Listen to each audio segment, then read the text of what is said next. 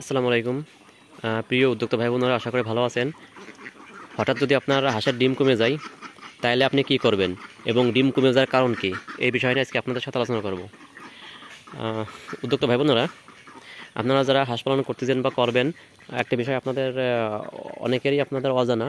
সেটা হলো যে আপনাদের খামারে হঠাৎ করে কেন ডিম কমে যায় এবং ডিম কমে গেলে কীভাবে আবার সেই ডিমটা রিকভারি করবেন।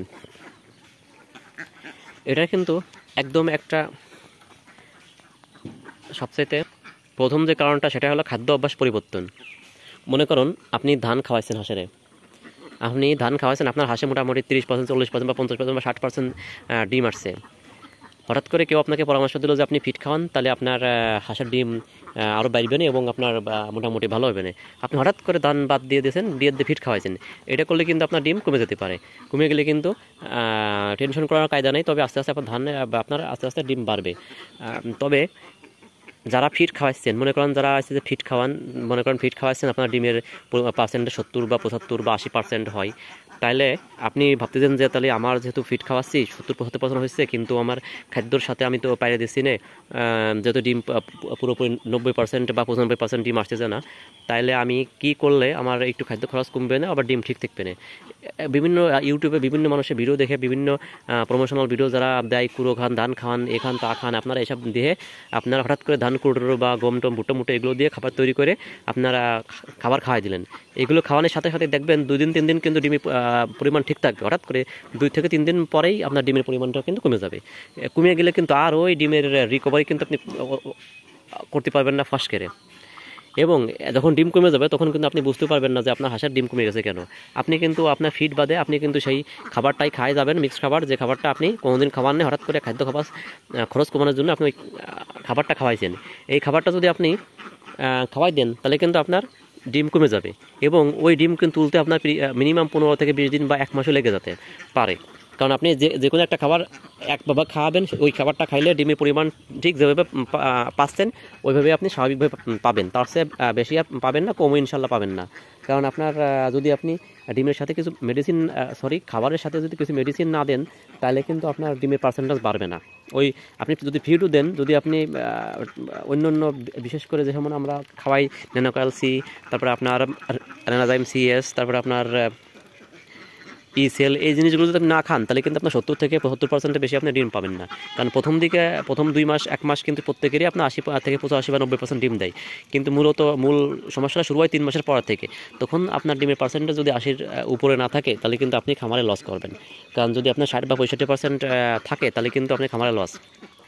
এই জন্য দেখেন, আমার কিন্তু হাঁসের ডিম পথে যে আল্লাহ রহমত আজকে কিন্তু 4 মাস 4.5 মাস আমার কিন্তু পার্সেন্টেজ 90-র উপরে, মাঝে মাঝে 97% পাচ্ছি, মাঝে মাঝে 93-94, তবে 90 নিচেই কোনোদিন ইনশাল্লাহ আমি পাচ্ছি না। এর কারণ কি জানেন, আমার খাদ্য অভ্যাস আমি কখনোই পরিবর্তন করি না। আর খাদ্য অভ্যাস যদি আমি পরিবর্তন করি, সেই ক্ষেত্রে জান কী করতে ইচ্ছা, অনেক দিন ধরে আস্তে আস্তে আস্তে আস্তে আস্তে যেহেতু আমি জানেন যে শুধু ফিড খাওয়াই না, ফিডের সাথে আমি ধান, গম, ভুট্টো, তারপরে আপনার গমের ভুসি, খুদ, কুড়ো এগুলো মিক্স করে খাওয়াই। আর যে কারণে আমার কিন্তু কেজি প্রতি যে মাত্র 38 থেকে 40 টাকা কেজিতে আমি কিন্তু খাবার তৈরি করতে পারি। এবং এই খাবার খাইয়েই কিন্তু আমার 95 থেকে 97-90% পর্যন্ত ডিম ইনশাল্লাহ প্রতিদিন পাচ্ছি। আমি যদি মনে করি যে এর থেকে বেশি ডিম তুলবো, অর্থাৎ বা এরকমই রাখবো, বা অনেকেই আমাকে পরামর্শ দিচ্ছে, ভাই আপনি ফিট খাওয়াই দেন, যেহেতু আপনার হাঁসের ডিম ভালো আছে, আপনি দেখাচ্ছে যে আপনি 97 বা 95 সবসময় পাবেন। আমি যদি এখন শুধু ফিট খাওয়াই দিই, তাহলে জানেন কী হবে, আমি কিন্তু লস করব। আমি যদি এখন আমার যে খাবার খাওয়াচ্ছি এই খাবার বাদে যদি এখন যদি শুধু ফিড দিই, তাহলে কিন্তু আমার অবস্থা খারাপ। তাহলে আমার ডিম কিন্তু কমে আসবে।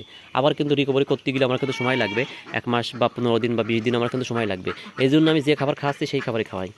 আরেকটা কথা বলি, যেটা হলো যে আপনারা অনেকেই কিন্তু বাড়িতে খাওয়ান, আপনার বাড়ির পাশে বিল টিল মাঠে ঘাটে আপনার ধান টান কাটা হয়েছে, এখন কিন্তু সব জায়গায় পানি হয়েছে, শামুক আছে এবং আপনার ধানও আছে। আপনি চিন্তা করছেন যে আমার ডিম তো পাচ্ছি, যদি খাদ্য একটু খরচটা কমানো যায়, এই মনে করে আপনারা করতেছেন কি, হাঁসটা আপনারা বিলে বা মাঠে ছেড়ে দিয়েছেন।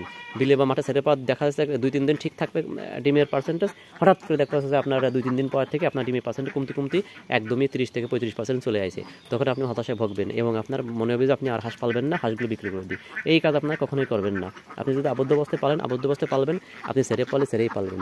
তবে যে সমস্ত হাঁসের ডিম আসে নেই, সেই সমস্ত হাঁসগুলো আপনারা ছেড়ে পালার চেষ্টা করবেন, এবং যখন ডিম আসা শুরু করবে তখন কিন্তু আপনারা আবদ্ধ অবস্থায় পালবেন। দেখেন আমার কিন্তু এই যে হাঁসগুলো, আমার কিন্তু পাশে নদী আছে, আমি কিন্তু নদীতে এখন ছাড়ি না, কারণ এখন তো নদীতে ছাড়া লস। আমার এই যে আবদ্ধ অবস্থা, আমি একটা ছোটো একটা হাউস করে নিয়েছি, এখানে কিন্তু আমি মোটামুটি হাঁসগুলো রাখি এবং খাদ্য খাবার দিচ্ছি। এই জন্য আল্লাহর রহমতে আমার পার্সেন্টেজ ভালো আছে। তাইলে আপনাদের হাঁসের ডিম কমে গেলে তাহলে কী করবেন, আপনার পূর্বের যে খাবার ছিল ওই খাবারটাই দেবেন এবং 10 থেকে 15 দিন ধৈর্য ধরে থাকবেন, ইনশাআল্লাহ আবার ডিমের পার্সেন্টেজ আবার বেড়ে যাবে এবং আপনার সব রিকভারি হয়ে যাবে। সবাই ভালো থাকবেন। আসসালামু আলাইকুম, আল্লাহ হাফেজ।